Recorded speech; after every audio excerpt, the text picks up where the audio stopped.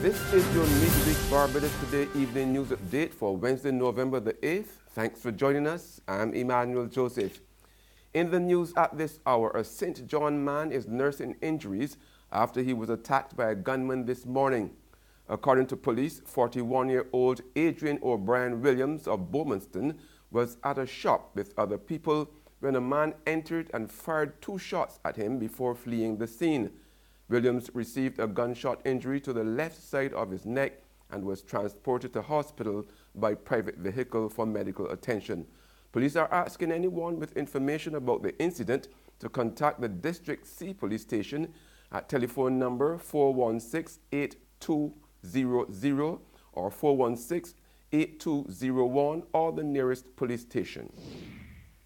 Meanwhile, crime and security is #1 issue for the Caribbean, and Attorney General Adriel Brathwaite wants it to be the top of the agenda for CARICOM heads at their next meeting. Speaking at a 2-day Carry Secure workshop where the Caribbean Citizen Security Toolkit was launched, Brathwaite said there was no mistaking that the region has a major crime problem on its hands. He argued that the Caribbean must not allow the problem to get out of hand, warning that there were serious consequences given the region's high dependence on tourism. The AG stressed that the Caribbean must remain a zone of peace and adequate resources must be invested to fight the crime scourge. The Caribbean Citizen Security Toolkit seeks to advance government's ability to incorporate crime data analysis to improve crime prevention strategies. It was formed out of collaboration with the USAID, the United Nations Development Programme, UNDP, with input from 10 regional governments, the CARICOM Secretariat, and the Regional Security System. Barbados needs to urgently proclaim the 2012 Prevention of Corruption Act. That's the call from President of the Institute of Chartered Accountants, Andrew Brathwaite, while addressing the body's public forum entitled Enhancing Public Accountability, the Role of the Auditor General at the Savannah Beach Hotel last evening. He ridiculed the 1929 Prevention of Corruption Act for being inadequate and said that Barbados is lumped with war-torn Syria as the only 2 countries in the world not to have proclaimed modern anti-corruption legislation. Now, recently, Prime Minister Francis Stewart touted the decades-old act as effective, but Brathwaite dismissed the suggestion. This legislation, once proclaimed, will replace the 1929 Prevention of Corruption Act.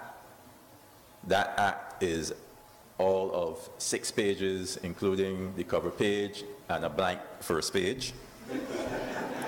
So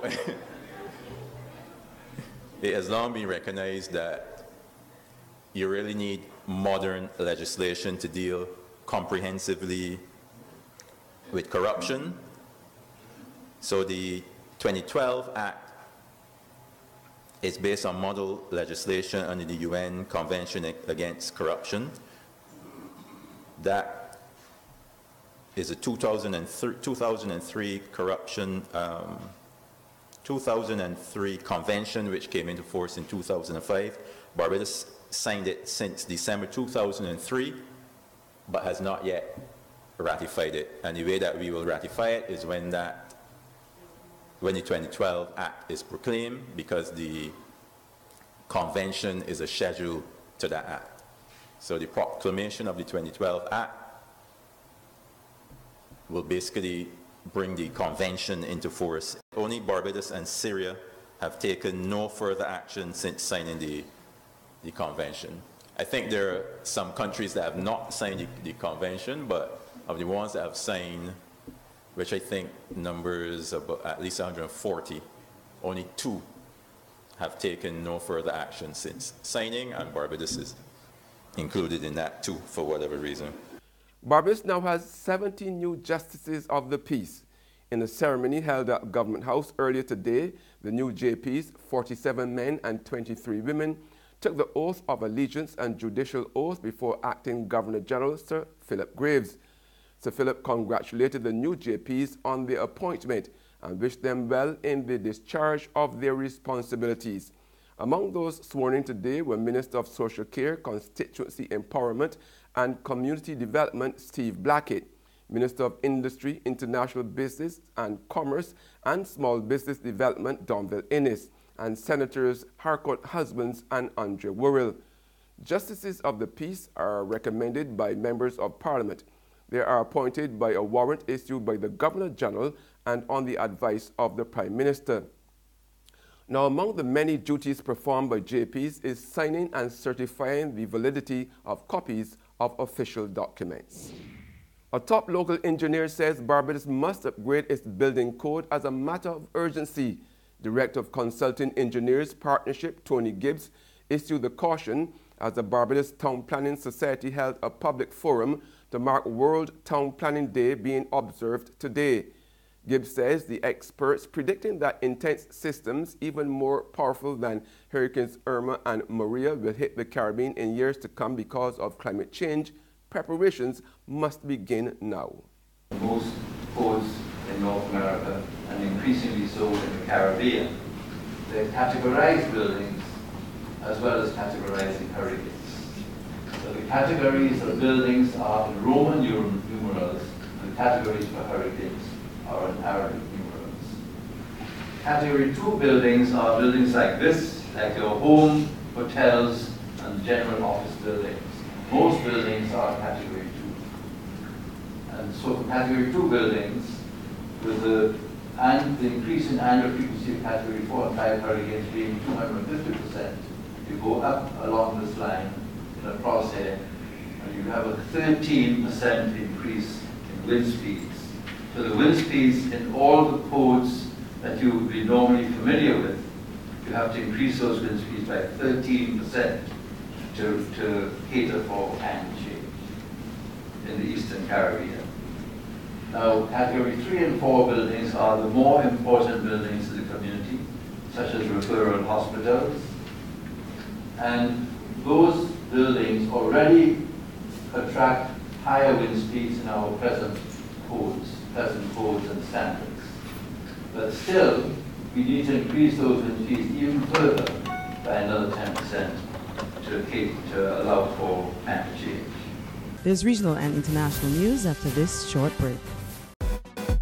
Join us from November 16th to 19th, 2017 for the Barbados Food and Rum Festival, where acclaimed Barbadian chefs and mixologists are joined by Chef Jean-Georges of the US, Chef Tom Akins of the UK, Chef Chris De La Rosa of Canada to create dining experiences to delight the senses. Visit ticketpal.com and all TicketPal locations to get your tickets, and visit foodandrum.com for more information.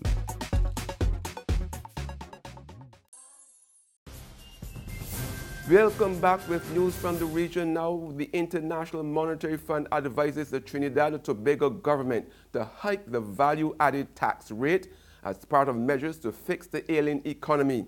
The fund says while some of the government's policies are working, they are not enough to fuel a major turnaround, and it should therefore start with changes to the VAT.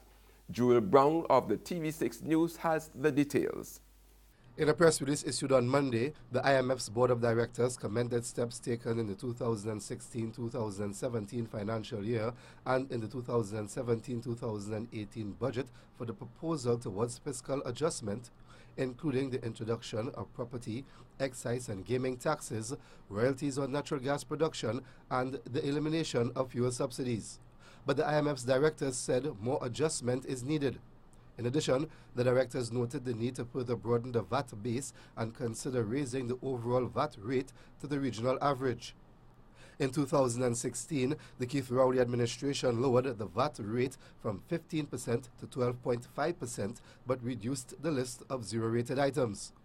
We contacted Finance Minister Colm Imbert to find out if the government plans to broaden the VAT base and or raise the overall VAT rate.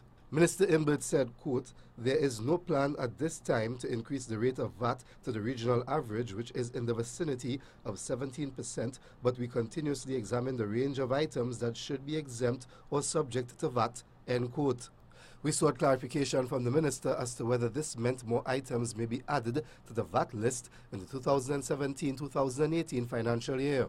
Minister Imbert said, quote, "It means we are analyzing the effect of the changes made to the VAT regime in 2016 to see whether any adjustment is required one way or the other. And on the international scene, UK Government Minister Priti Patel has resigned on the heels of news that she held secret meetings with Israeli officials.